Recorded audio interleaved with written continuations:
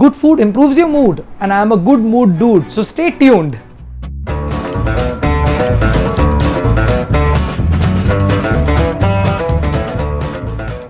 Hi, welcome to this brand new video. We'll be discussing about relationship with food. A lot of people have been speaking about relationship with food कि आपका कुछ रिश्ता होता है खाने के साथ में, कुछ आपके इमोशंस होते हैं और ये क्यों इंपॉर्टेंट है when you are on a fat loss journey, why your relationship is very important when you're trying to lose fat. So हम इस वीडियो को 3 पार्ट्स में डिवाइड करेंगे. पहली चीज़ हम बात करेंगे रिलेशनशिप विद फूड है क्या, सेकेंडली इसको अफेक्ट कैसे करते हैं आपका रिलेशनशिप क्या होता है एग्जैक्टली, उसके कुछ फैक्टर्स होते हैं जिसकी वजह से इसके अंदर आपका रिलेशनशिप अच्छा हो सकता है, बुरा हो सकता है.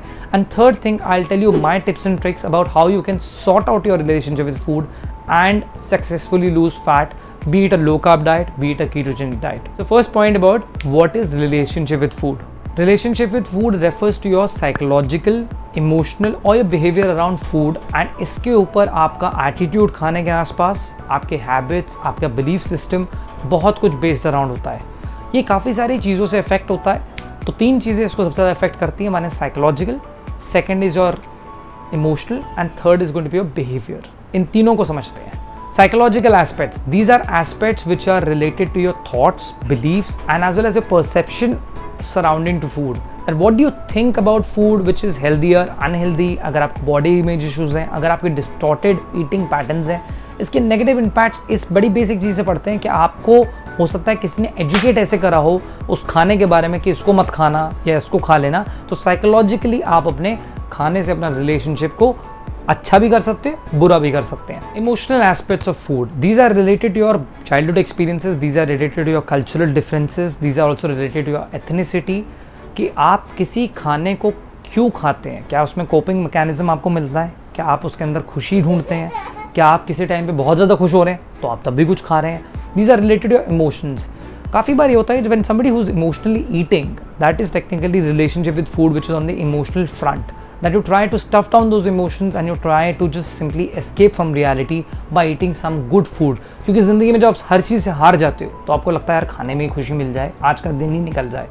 Behavioral aspects are related to your behavior towards food. This could be either your meal timings, this could be either your meal portion sizes, this could be excluding some certain ingredients, including some certain ingredients. In fact जब आप बहुत लंबे समय तक कीटो पे भी होते हैं तो ये पॉसिबिलिटी है कि आपका एक नेगेटिव बिहेवियरल एस्पेक्ट बन जाएगा which is your relationship with food, जहां आपको जो लोग कार्ब्स खा रहे हैं वो भी पसंद नहीं आएंगे, आप कार्ब्स से बहुत दूर भागोगे.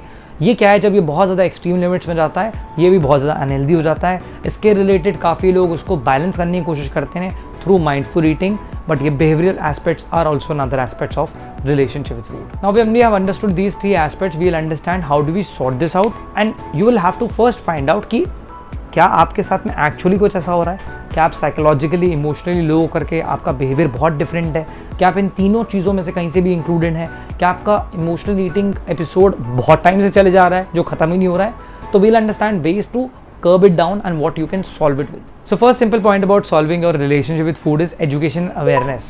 Take an example of keto diet. If you're on keto diet, you will have to figure out what exactly are you doing. Are you eating high fats, adequate protein? किस तरीके से आप अपनी डाइट को manage कर रहे हो, कितना आप खा रहे हो, कितना आप नहीं खा रहे हो, वो सब कुछ बहुत कुछ मैटर करेगा. आपका पोर्शन कंट्रोल भी मैटर करेगा, बट इसके साथ में आपको ये पता होना चाहिए कि आपकी कल्चरल कमिटमेंट्स क्या है. कहीं आप बाहर जा रहे हो वहाँ पे आप कैसे मैनेज करोगे अपनी डाइट को, आपको अपने आप को एजुकेट और अवेयर करना ही पड़ेगा इसके लिए. Second thing is mindful eating. Mindful eating के बारे में लोग बहुत ज़्यादा बात करते हैं. माइंडफुल ईटिंग 3 सिंपल तरीक़ों से होता है.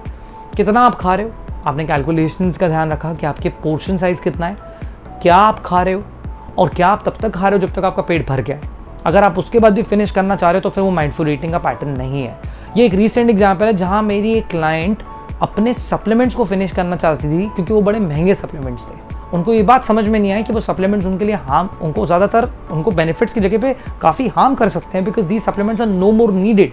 द डॉक्टर हैज सेड अब इसको आगे मत करिए कंटिन्यू. तो हम जब सप्लीमेंट्स के साथ ऐसा करते हैं तो कितनी बार आप ये याद रखिए कि लास्ट टाइम आप गए होंगे किसी पिज्ज़ा रेस्टोरेंट पे. टेक एन एग्जाम्पल, आप डोमिनोज गए, उसने आपको 6 स्लाइसेस पिज्ज़ा दिया, वो चाहता है आपको वैल्यू फॉर मनी देने के लिए, आप सिर्फ 4 स्लाइस खा पाए, आप वो 2 स्लाइसेस पैक करके अगले दिन के लिए नहीं रखोगे, आप उस टाइम पे उसको खा लोगे कि वेस्ट नहीं करना, कौन इसको संभाले. That is what is mindful eating. Taking a Domino's pizza example for keto coach is definitely funny, but It is an idea that you should not be just finishing your food for the sake of finishing it. You should take care of your portion sizes. You should calculate how much are you eating, कितने बजे खा रहे हो. That is going to help you to improve your relationship with food, जिससे कि आपको पता रहेगा कि हाँ मैंने इतना खाना है, इतना मेरे permissible limits में, and I'm going to be educated and aware also. So ये दोनों points एक दूसरे से linked है. तीसरा simple point है support system.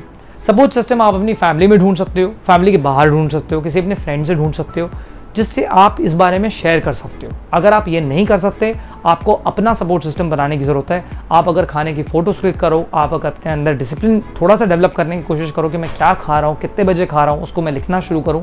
So you will automatically improve your relationship with food, because आप कभी भी अनप्रिपेयर्ड या कभी भी आप रेड हैंडेड नहीं पकड़े जाओगे अपनी डाइट में. खुद के साथ ही जब आप किसी टाइम पे ज़्यादा मंच कर रहे होगे, आपको ये पता होगा कि मैंने क्या खाया है, मैंने कितने बजे खाया है. And that support system is a basic rule of you becoming educated, aware, and at the same time you start practising mindful eating habits with developing a support system. अब इसके एडिशन में दो सिंपल से और भी points है which are related to food. कि पहली चीज़ है, अगर आप इंडियन कीटो डाइट कर रहे हो तो ज़्यादा वेस्टर्न रेसिपीज़ को नहीं ट्राई करने की ज़रूरत है, बिकॉज आपको पता है आपको मसाला पसंद है. Good food makes everybody happy, simple सी बात है. आपको इंटरेस्टिंग खाना मिले, आप अपना मेन्यू पहले से प्लान करके रखो, बिकॉज खाने के बारे में आप जानते हो कि आप यहाँ पे स्लिप कर सकते हो. तो you should know what is your next meal coming from, way your next day's meal is going to come from. क्या खाने वाले हो, चाहे आप कीटो कर रहे हो, चाहे आप लो कार्ब डाइट कर रहे हो, including Indian recipes according to your taste and preferences will obviously help you to stick to this and not degrade your relationship with food, जो already आप हो सकता है काफ़ी हद तक जब आप कीटो पे शिफ्ट करेंगे तो वो काफ़ी रिस्की मोमेंट्स में आ जाता है. अगर आप इसको एक पनिशमेंट की तरह लेते हैं तो बहुत डिफिकल्ट हो जाएगा आपके लिए अपना जो खाने के साथ में रिश्ता है उसको ठीक करने के लिए फिर से. दूसरी चीज़ क्या है, आप इसके साथ में अपनी ट्रेडिशनल रेसिपीज़ को इंक्लूड कर सकते हैं which are related to your cuisine. हो सकता है इसमें आप कुछ अपनी कीटो सेंट्रिक रेसिपीज़ ढूंढ सकते हो, कुछ आप एक्सपेरिमेंट कर सकते हो, कुछ आप रेसिपीज़ मेरे पेज पे भी देख सकते हो. जहाँ मैंने कुछ रेसिपीज़ डाली हैं पात्रानी मच्छी, तो दूसरी रेसिपी है प्रॉन्स बलचाओ. प्रॉन्स बलचाओ एक गोवन डिश है. पात्रानी मच्छी काफ़ी सारे पारसी लोग खाते हैं, उसी सेम टाइप की प्रिपरेशन काफ़ी सारे बंगालीज खाते हैं. उसके अलावा एक बेसिक चिकन करी है, तो एक अमृतसरी बटर चिकन है, तो दूसरी तरफ पे एक कोची करी भी है. तो क्या है कि रीजनल रेसिपीज़ को भी इंक्लूड करना बड़ा इंपॉर्टेंट है, because they help you stick to your diet much more longer and they also improve your relationship with food. So recap करने के लिए 5 चीज़ें जो आप कर सकते हैं अपने relationship with food को improve करने के लिए. Number 1 is be educated, be more aware. Number 2 is mindful eating. Number 3 develop your support system. अपने अंदर करो, चाहे किसी friend के साथ help लो, family के साथ help लो.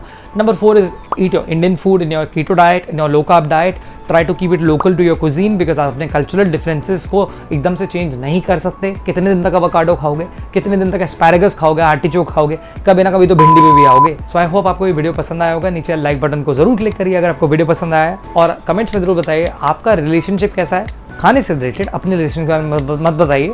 साथ में सब्सक्राइब करिए, क्लिक करिए बेल आइकन को, जिससे कि आपको अगली वीडियो जो आने वाली है वो आपको पता लग जाए. शेयर करिए अपने फ्रेंड्स के साथ में जो फैट लॉस जर्नी के थ्रू जा रहे हैं.